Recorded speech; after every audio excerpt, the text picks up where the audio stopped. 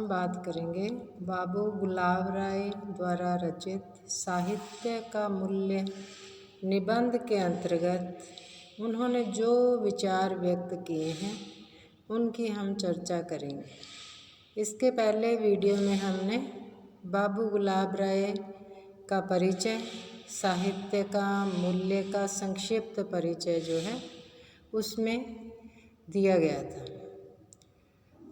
अब सबसे पहले निबंध में व्यक्त जो विचार हैं उसका पहला बिंदु है मूल्य शब्द की परिभाषा। साधारण बोलचाल की भाषा में मूल्य शब्द का संबंध मोल भाव या क्रय विक्रय की मनोवृत्ति से है। साधारणतः हम उसी वस्तु को मूल्यवान कहते हैं जो या तो सीधे तौर से हमारे उपयोग में आ सके या हमारे लिए उपयोगी वस्तुओं को जुटा सके या भविष्य में जुटा सकने की सामर्थ्य रखे। धन के मूल्य को प्रमुख रूप इसलिए माना जाता है क्योंकि उसके द्वारा हमको बहुत सारी उपयोगी वस्तुएं प्राप्त हो सकती हैं।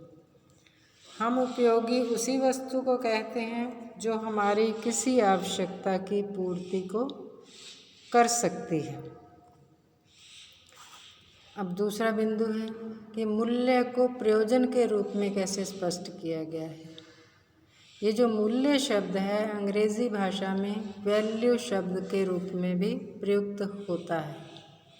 अब जब साहित्य के साथ मूल्य शब्द जुड़ा हुआ देखकर जो कलावादी हैं वो चौंक उठते हैं और वो कहने लगते हैं कि आप लोगों ने साहित्य जैसे पावन देव मंदिर को भी क्रय विक्रय की हाट बना करके रख छोड़ा है।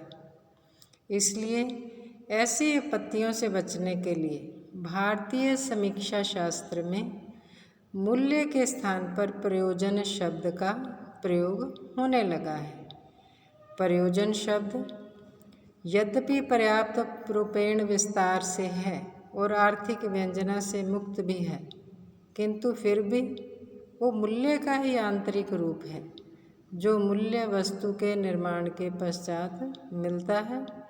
निर्माण से पूर्व वही लक्ष्य प्रयोजन कहलाता है। अब तीसरा बिंदु है कलावादियों की सोच इस बारे में क्या है। जो कलावादी हैं वो कला को सब मूल्यों से परे मानते हैं। कलावादियों ने तो मूल्य और प्रयोजन दोनों का ही विरोध किया है। कलावादियों के अनुसार कि जो कला की उपयोगिता की अपावन गंध जो है वो इन सब से परे है।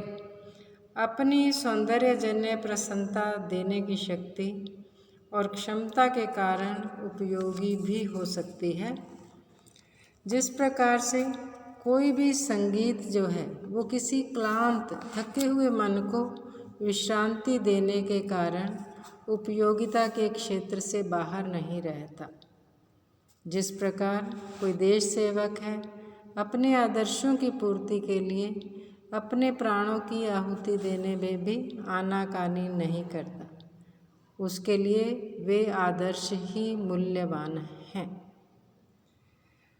अगला बिंदु है कि मनुष्य और पशुओं में क्या भिन्नता है। मनुष्य जो है भौतिक पदार्थों की भांति जड़ नियमों के बंधन में भी बंधा रहता है। मनुष्य सत होने के नाते मिट्टी के ढेले की भांति प्राकृतिक नियमों में बंधा हुआ है और सजीव होने के नाते आहार, निद्रा, भय, मैथुन आदि प्राणी शास्त्र संबंधी आवश्यकताओं में पशुओं का समान धर्मी है। अंतर केवल इतना ही है कि मनुष्य की इन सब बातों में कुछ मानसिक पक्ष भी लग जाता है और इस कारण उसका आनंद भी बढ़ जाता है। जिस प्रकार से पेट तो होटल में खाना खाकर भी भर सकता है, किंतु प्रेम से परोसे हुए भोजन में कुछ सरसता, तुष्टि और शायद पुष्टि अधिक बढ़ जाती है। अगला बिंदु है मनुष्य की मनोवैज्ञानिक आवश्यकताएं क्या हैं। जिस प्रकार एक मनुष्य की भौतिक और प्राण संबंधी आवश्यकताएं होती हैं उनके अतिरिक्त उसकी मनोवैज्ञानिक आवश्यकताएं भी होती हैं।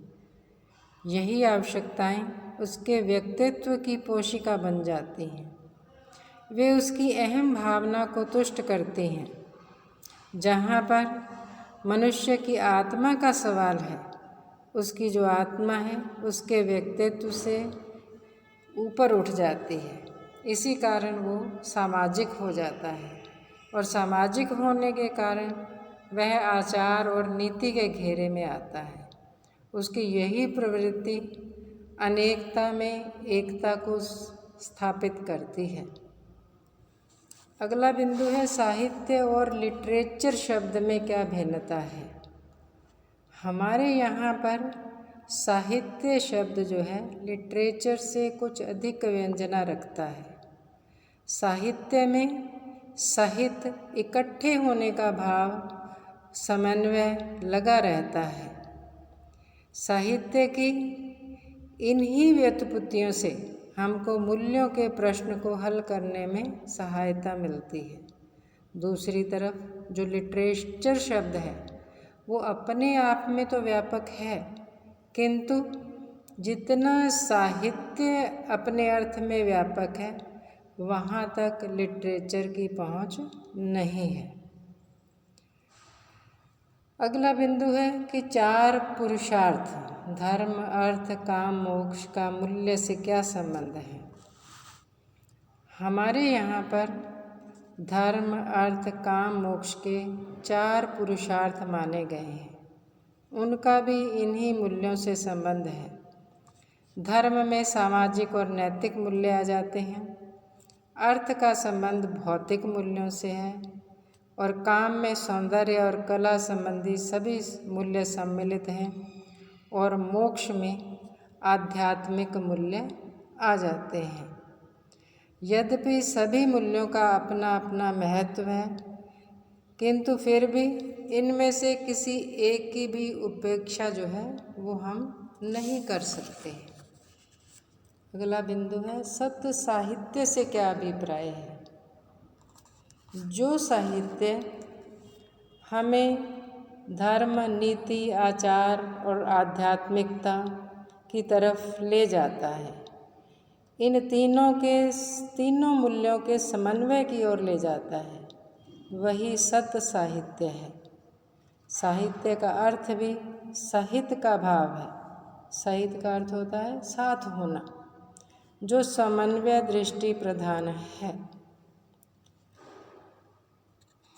अब जो है साहित्य से हम जो साहित्य मनुष्य जीवन में उसकी सभी वृत्तियों और उसके जीवन के सभी स्तरों में साम्य की ओर ले जाए, वही हमारे लिए मान्य होता है। अगला बिंदु है कि हम साहित्य का मूल्यांकन कैसे करते हैं। साहित्य का मूल्यांकन जो है करते हुए हम इस रूप में बताते हैं कि जिस प्रकार से जीवन के मूल्य जो होते हैं वो ही साहित्य के मूल्य होते हैं।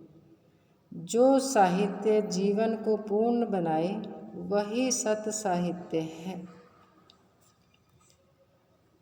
सत साहित्य जीवन के व्यापक क्षेत्र में विविधता में एकता स्थापित करने वाले विकासवाद के जितने चरम लक्ष्य हैं उनको चरितार्थ करता है। हमारा जो साहित्य है वो किसी एक वर्ग विशेष में सीमित नहीं रहता और ना ही किसी का वो बहिष्कार करता है। जहाँ पर भी उसको मानवता के दर्शन होते हैं वो उनकी उपासना करता है। वो सबके लिए सुंदर और उपयोगी है। वह अपने आप में बाहर और भीतर दोनों तरफ से पूर्ण है और रस प्रदान करने वाला है। इस प्रकार साहित्य के जो मूल्य हैं वो हमारे जीवन को सही दिशा प्रदान करने का कार्य करते हैं।